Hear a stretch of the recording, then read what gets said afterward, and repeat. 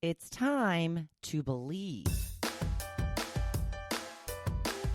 Welcome to the Hopefulist, a daily talk show hosted by veteran broadcaster Wendy McClure.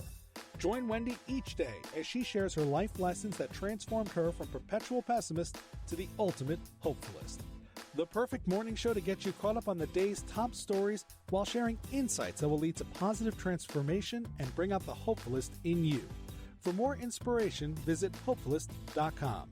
And now, here's your host and hopefulist, Wendy McClure. Hello and welcome to the Hopefulist. Thank you so much for joining me for your daily dose of inspiration and positivity. The quote of the day: stay open to allow universal intelligence to deliver what you need.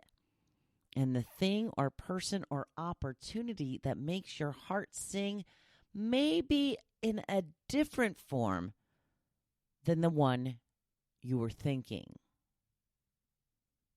Give that a little thought. That reminds me a little bit of the movie Under the Tuscan Sun. Remember that movie? Where she was talking to somebody in the movie. She said, I want to see this house have a wedding. And I want to see it filled with children. Meaning, she wanted to get married and fill it with children. But by the end of the movie, she was having a wedding for somebody else, and there were children running all around. So she basically got her wish, not really in the sense that she had wanted it. And, honestly, at the end of that movie, I was at the time of my life where I just poo-pooed. I'm like, that's not what she meant. That's not what she wants. But in essence, it's partly what she wanted, and it's better than having a big, old, lonely house with nobody in it, right? So think about that for a little bit. Think about the things that you want and the form and shape that they may come in. I'm going to jump right into the topic of the day.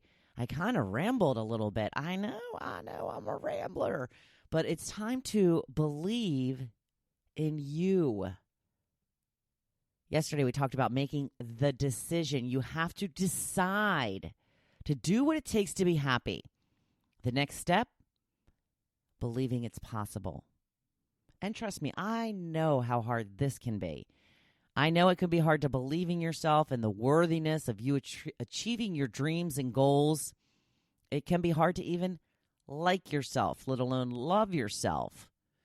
My not so big secret is that I loathed myself for many years.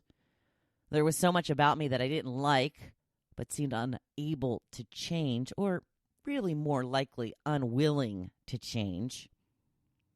But for those things that seemed so hard to change, I embraced instead. I found some good in my bad traits and made them work for me. Meanwhile, I'm still working on those traits. I really hope I can eliminate at some point. I've been a pretty rash and reactive person most of my life. This does not serve anyone very well. But there are times that it did serve me, mostly in the fact that it brought me to living at the Jersey Shore full time.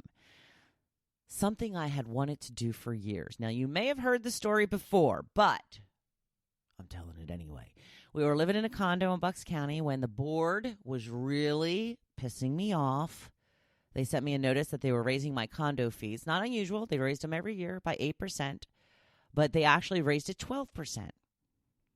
Didn't matter what they said in the notice. They were charging me 12% increase, and if I didn't pay it, then I would be the one in trouble. I was also fighting with them over a stupid parking spot. We had assigned spots, and about 2 years earlier, I had gone through all the proper channels to have mine moved from the mud pit that was my assigned spot to another one that wasn't really being used at the time. Luckily, I had a letter granting my request, but there was a big issue with my parking there at one point. And there was just a lot of back and forth about it. That's not your spot. It is my spot. No, that's not your spot. Here's the grid right here. Here is my letter. It was so much back and forth. I had had enough. I was furious. Put the condo on the market for exactly what we would need to just break even, to send them a message that this was how far they had pushed me. Not that I thought they really cared, but it made me feel better. Again, rash and reactive. In this case, it actually worked. We got a full price offer within 5 days, something we never expected to happen. And yay, time to get out of the hellhole. That's right. That is when we moved to the Jersey Shore full time. We didn't buy a house immediately. We rented for the first 2 years. Then we found a house that we loved. Let the bank purchase it for us. And here we are. Meanwhile, I'm still trying to work on this trait. For the most part, I've gotten a lot better. But there are still times the beast comes out and I lash out. Recently, I remember having a conversation with my sister about my girl, Rachel Hollis, who she is not a fan of. I felt she was judging her harshly and unfairly, and I lashed out at her and just flat out said, "You're wrong." Yeah, I've thought about that many times since and never apologized, so I'm doing it now. That was my old beast, rearing its ugly head, and I am not proud of it. But we are all a work in progress, right? My point, my very long point, is you can also find situations where your worst traits have served you in some sense. They mostly don't they mostly don't, but every once in a while, I believe there are some traits we have that can easily be changed if we put in the work. And then there are others that are just so inherent in our nature, it seems impossible to change. If you want to change and improve, then do that. But if it still comes out occasionally, like I just mentioned, don't be so hard on yourself. We are all human and far from perfect. Part of the process of believing in yourself and loving yourself is to change the way you think about and treat yourself. Berating and belittling will never give you the desired outcome. Trust me, I've done it my whole life. Grace and patience will. And honestly, if you don't like yourself, how can you expect others to?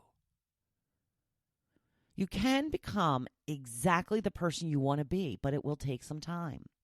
Don't expect to wake up one day and be a completely different person. That is very difficult, if not impossible to do.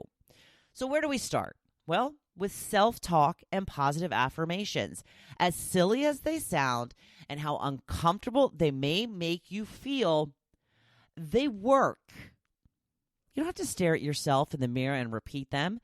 You can write them on your mirror, read them to yourself, put Post-it notes in spots where you will see them often.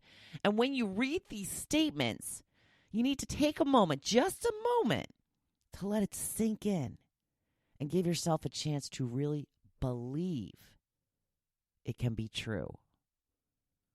I am brave. I have courage. I am good with money. I am calm and easygoing. I have the power to make all my dreams come true. Today, I will think positive. I will lose 15 pounds. These are just a few examples. Figure out a couple of affirmations that you feel you need most work on. And for goodness sake, stop being so hard on yourself. Like me, I can't get through this damn blog post without messing up. Ugh, sorry. You are the only you there is, and you are trying your best. I assume you're trying your best. It's time for a break on the belittling and berating. Well, it's Thursday, and guess what? It's snowing again. What a surprise. Our lagoon is even frozen now. Makes for a nice little picture right at the moment. I think it's just starting to get light now. I'll take a picture of the snow-covered Jersey Shore with our frozen lagoon and post it for you a little bit later on. I think the lagoon will thaw out, though, once the sun starts shining. Fingers crossed, because that's how it does damages to our docks, when it keeps frozen. So now go post those affirmations all over the place and make one of them say, "I am a badass," because you are. And I'm right here cheering you on. Thank you for listening to The Hopefulist, hosted by Wendy McClure. For more inspiration, please visit Hopefulist.com. Thanks, and we'll see you tomorrow on The Hopefulist. See, we all have one of those days. It's just one of those days.